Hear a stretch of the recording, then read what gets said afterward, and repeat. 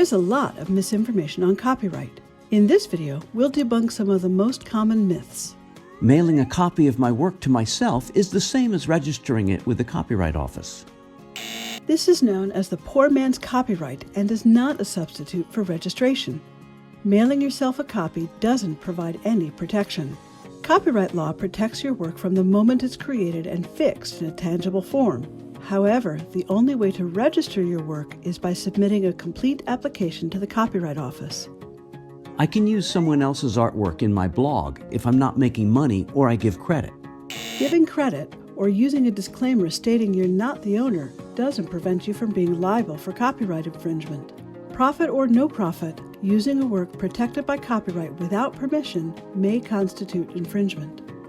Under the Fair Use Doctrine and other statutory exceptions and limitations, there are certain circumstances in which you may use copyright-protected works. If you're not sure, consider seeking permission from the copyright owner. A work is not listed in the Copyright Office's records. That means it's not protected by copyright, and I can use it. The office records can help determine important information about a work, but not all works protected by copyright are registered or recorded with the office. If you don't find a work listed in the Copyright Office records, that doesn't mean you can freely use it. You should try to determine the author or owner using other means and reach out to them to request permission. When reviewing my copyright application, the Copyright Office will compare my book to other books to determine if it's original. The office does not compare works to other registered works. It only looks at whether your work is sufficiently creative to be copyrightable and meets all other registration requirements. I can register a work if it's in the public domain and no one else has claimed it.